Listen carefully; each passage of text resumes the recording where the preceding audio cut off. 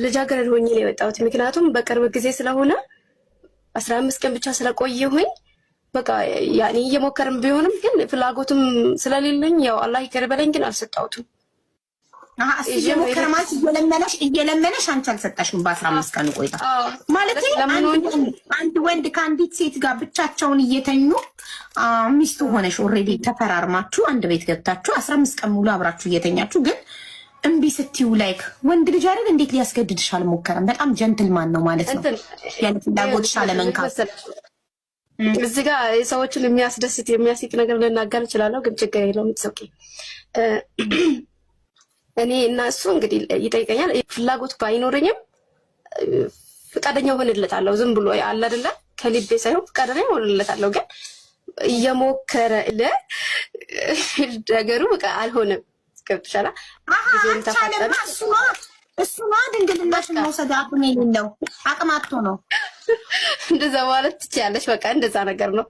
ከዛ ሰተሽ አንቺ እንኳን ከለከልሽም ሰተሽዋል፣ ግን እሱ አልቻለም። እድሉ ተሰጠው ግን አልቻለም።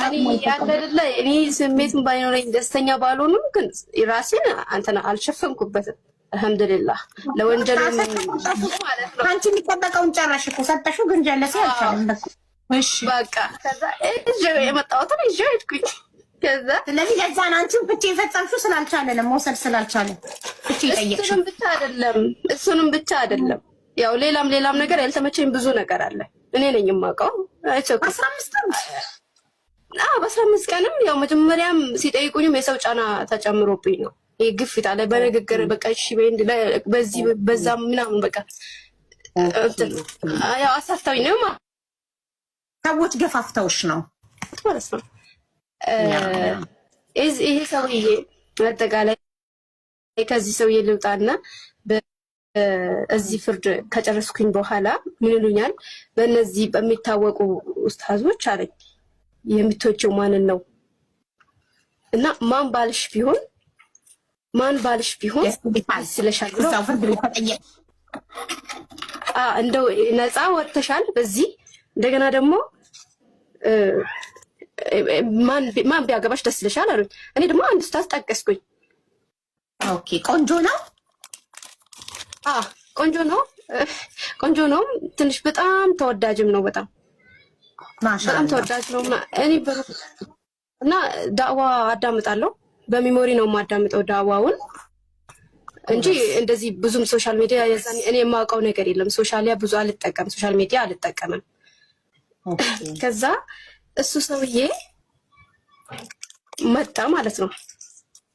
የመረጥሽው ሰው ማንቀስዳው ፍርድ ቤት ሰብስበው አንገት እንኳን ሰንሰለት እንኳን እንግዛላት ሲሉ ሸጣው ነው አብሬያት ሄጄ ሸጫለሁ አለችኝ። የልጄን ወርቅ የሸጥኩትን አብራን ሄዳ ከመዳም ቤት አምጥታኝ ወደኔ ሸጥነው ወርቋን ሸጣዋለች አልጠፋባትም አለች። ከዛ እኔ በቃ ራሴንም ስለማላውቀው ልጄ ደግሞ በቃ በልጄ እኔ በጣም አፍራለሁ። ልጄን አደባባይ ማውጣት አልፈልግም። ልጄ ሚሚዬ ይጥፋ በቃ ሚሚ ነው የምትለኝ። ሚሚዬ ይጥፋ በቃ እኛ ደህና እንሆንልሽ በቃ አንቺ ነሽ ያለሽን አባታችን እንደዚህ ሆኖ ተይው በቃ ትለኛለች። እኔ ጓደኛዬ ክፉ መሆኗን አላውቃትም ነበር። አሁን ያወቅኳት አሁን ያወቅኳት ካንሰር በሽተኛ ነች ካለች በኋላ በጣም ታመምኩ። ልነግርሽ አልችልም። በየመንገዱ ወድቃለሁ። ወዴን ያመኛል። ሆስፒታል ገባሁ። ሆስፒታል በሽታው አይገኝም አገሯ ተሳፈራለች ለሰውዬ ጓደኛዬ አሳፈረኝ። ሲያሳፍረኝ ሆዴ ውስጥ ጥቁር አንበሳ ገብቼ የሆነ ጸጉራማ ነገር ነው የሚታየው። ኦፕራሲዮን ለሆን ስለ አይገኝም። ጸበል ገባሁ። ጸበል ገብቼ ዛሬ ነገ 6 ወር ከሞላ ወደ ቤሩት መግባት አትችይም ተባልኩ። ምን ትላቸዋለች? እቃዬ እዚህ እንዳለ ነው ያለው። ካንሰር አለባት፣ ካንሰር ተገኝቶባታል አለችኝ። እኔ አሁን ቤሩት ነኝ ያለሁት። ሰውዬ ጠላኝ። በቃ ድሮ ይወደኝ ነበረ። 8 ዓመት ነው እሱ ጋር የተቀመጥኩት። አሁን 3 ዓመት ከ6 ወር አርሜ ጠረኩት። አሮጊት ቤት ነበርኩ ከሷ እኩል። እሷም የልጅ አር ነው የምትጠርገው፣ የአሮጊት አር። እኔ በጣም ወዳታለሁ። በጣም እስካሁን ለማመን እስኪ ከብደኝ ድረስ በጣም ወዳታለሁ። ከዛ ልጄ ጸበል ቦታ የሰማው ነገር አለ። ሚሚዬ እቺን ሴትዮ ራቂያት አለኝ ሲለኝ ጊዜ ምን አደረገቻችሁ? እየጠቆረ በጠቅላላ ይጠላል እንዴ? ምን አድርጋችኋለች? የደሃ ልጅ ነች፣ እኔ ወዳታለሁ። ራቂያት አልሰማ አልኩት። ጓደኞቼም ሲሉኝ አልሰማ አልኩኝ። እኔ ሳገኝ ትናደዳለች እሷ። እኔ ይሄንን አላውቅም። ከዛ ሄድኩኝ፣ ታመምኩኝ፣ ሳልመጣ ቀረሁኝ።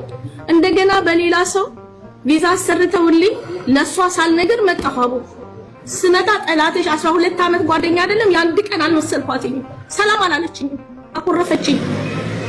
ሶፋና ቁም ሳጥን አጠገቤ የራሴን ሸጣ ብሩን ይዛው ሄደች። ርቦኛል እንኳን እቃዬን እንኳን ይዤ የምሄድበትን እንኳን ብር አልሰጠችኝም። አይጥ በርሜል ውስጥ ይገባል። አቦ በርሜል ውስጥ እንዳለ ልብሶቼ ተቀደዋል። ብረት ድስቶቼ የሉ፣ ማሽኖቼ የሉ። ምንም አልተናገርኩኝም፣ ዝም አልኳት። ጾም ውስጥ ነበር የመጣሁት፣ አልተናገርኩኝም። በቃ ተመለሰብኝ በሽታ፣ አመመኝ። ቤተክርስቲያን ነበር ሄድኩኝና እናቷ እኔ ከዚህ ታመሜ በኩርኩር ሲሄድ እቃ ተሸክሜላት ነው ሄድኩት። እንዴት ሆንሽ? ጸበል ገባሽ ወይ?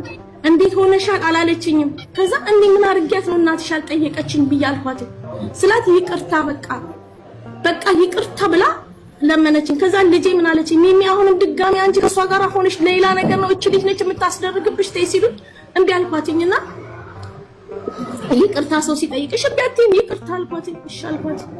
ሀቡ አሁንም በቃ ጀመረች። ሀቡ አልተወችኝም በቃ። ከዛ አንድ ልጅ በጣም ተቸግሬያለሁ ሚሚ አምጪኝ ቤሩት አለች።